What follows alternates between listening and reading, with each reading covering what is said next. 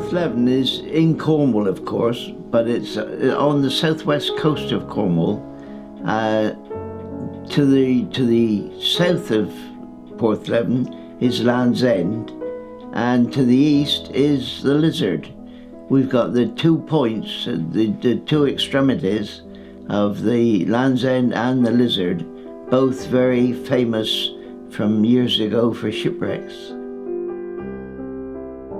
My name is Vic Strike, christened Victor Strike, of course, but everybody knows me in the village as Vic Strike. 79 years I've lived actually in Porthleven, and I'm 83. And really, I wouldn't have liked to have lived anywhere better. When we moved in here about 53 years ago, we moved in with in mind of doing bed and breakfast. And we fitted out the house to do bed and breakfast. And Monica did a very, very good job. She used to do bed breakfast and evening meal. If we were full, we could take 18 people. I think it was about 1989 when I decided to build the chalet, because until then we used to do bed and breakfast. And I thought if I could build a chalet in the garden, we could have income from the chalet rather than bother about the bed and breakfast so much. I stayed home from selling fishing tackle, and I know that Robbie Brightwell was checking up on me to see where I was. But I had to build the chalet first and then go about my work secondly. I think I built the whole lot in about 4 or 5 months. The last shipwreck that occurred was a French schooner called the St. Anne, and she was carrying coal from South Wales to France. And she left South Wales and then she got into a storm, which broke her steerage, it broke her rudder and her chains. And so she made for Mounts Bay as a soft beach to get wrecked on. During the big storm, the building itself took a tremendous beating, and all the copper on the roof of the tower, I remember, got really blasted. And so we had a copper worker up there for weeks and weeks and weeks, cutting and putting new copper on the tower, which has made that waterproof. But at the same time, I had to have new timber put in as well, because the weather penetrated the copper and got through to the timber, and over a period of time it started rotting the timber as well.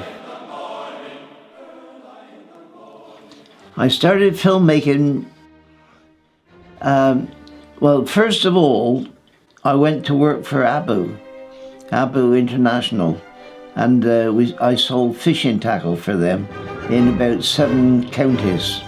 I went to work for Harbour for 6 months and stayed for 10 years. Falmouth were invited to enter a film in the national competition from Land's End to John O'Groats. I think it was 2001 that we actually made the film of It's an Ill Wind, which included the wedding down at Cornwall Church. Towards the end of the film, William Russell did get to marry his girlfriend, and they decided that the wedding should be in Cornwall Church. Well, I remember phoning Cornwall Church and asking could I go there to do some filming. They said, no, you certainly can't. And they were adamant about it, and I said, well, hang on a minute, how do you manage if you film a wedding there? They said, well, we'd charge £25 for filming a wedding. I said, well, can I not just ask you, please, can I pay £25 and film a wedding? And they said, yes, you can. So that is why and how we came to use Cornwall Church to film the wedding. I went to see a film called The Dam Busters. And then, lo and behold, I found that the leader of the Dam Busters was Guy Gibson. And then I found that Guy Gibson was a distant relative of mine. And nobody in Porthleven knew anything about the Dam Busters or Guy Gibson. So I thought I had to make a film about Guy Gibson. And then when I saw the Dam Busters film and realised what Guy Gibson had done, that made me all the more determined. I made a film and I called it Guy Gibson and the Porthleven He Loved. They finished going over to Germany doing all the bombing raids, but Guy Gibson wanted the bomber command chief to let him have one more flight, and he let him go once more to be a bomb master. The idea of the bomb master was to tell all the other bombers where to drop their bombs. On their way back over Netherlands, they came to a lower level, and for some unknown reason, the plane was blown up, and both Guy Gibson and his co-pilot were both killed.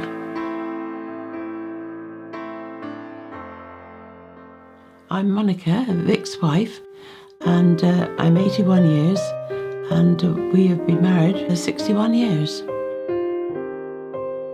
Porthleven. The early sun rising over the hill, making the river sparkle as it flowed down the valley. The dawn chorus of birds as they woke in the withers, the wheel of the mill turning with the flow of the river, creaking its welcome to the day. The scattering of houses slowly showing signs of their occupants waking to start their daily tasks. Going to the well with pitchers to get the water supply. There were a few wells in the village, but it was a heavy job to be done once or twice a day. Some of the men had already left for work, walking to the mines in the village and on the cliffs.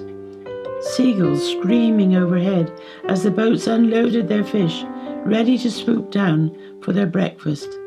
Every fish counted. There was the winter to get through, the buses to fill. There were talk about the harbour was to be built here or out on the low. So many boats had been caught in bad weather with nowhere to go for safety. The causeway from the ship's tavern to the Fisherman's Arms would be gone. The Owen where the boys sailed their boats and paddled on sunny days. But soon the chipping of granite was heard, the wheels of the wheelbarrows squeaking as the men shifted the causeway across the estuary. 70 men, to and fro, to and fro. And gradually the harbour took shape. But Sunday was a day of rest, and as the harbour was formed, so the buildings around the harbour were built. So the village evolved from a sleepy valley to a very busy village.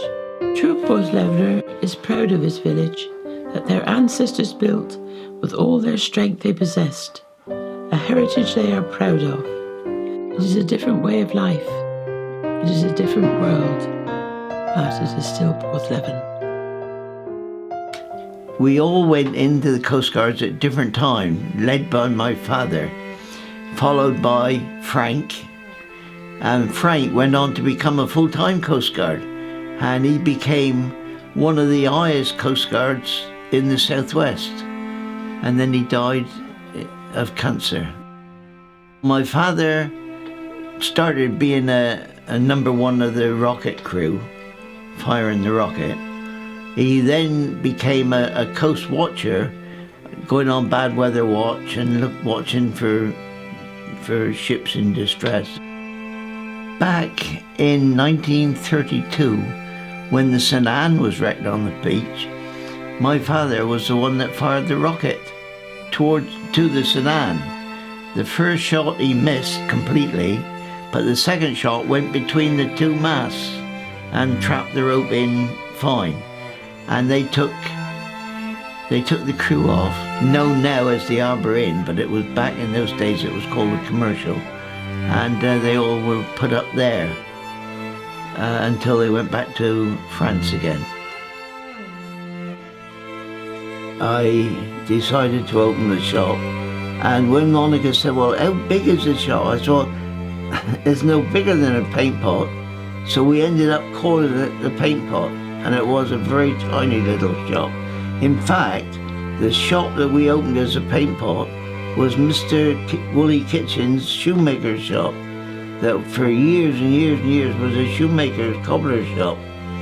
And Mr. Hall, another chap that took over after Mr. Kitchen, he actually died in there. But now it's gone through different hands, and it has now become a restaurant, which is called the Square Restaurant. I remember some of the war. I remember the soldiers coming to Porthleven, the East Yorks first, followed by the Americans came then, quite some time after, and they were billeted in Tyrock Hotel, the hotel over on the cliff, and at Penrose Estate. Over 330 of them were billeted there. When they left for D-Day and went to France, most of the poor devils were either wounded or killed, and I think only about 30 of them survived, which leads me to believe how proud I am and pleased I am that we spent lots of times on Sundays just laying on the grass out at Tyrock talking to the Americans, and they telling us about their home.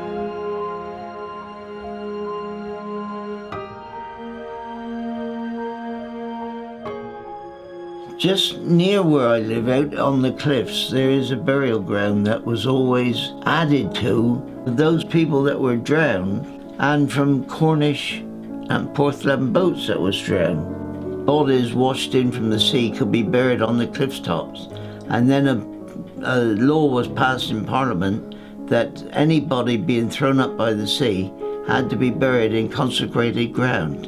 Anybody finding a body that was washed in from the sea could bury the body and have the right to go through their pockets, the pockets of the seamen, to take anything that they might have on their person, which would be classed as payment for burying them.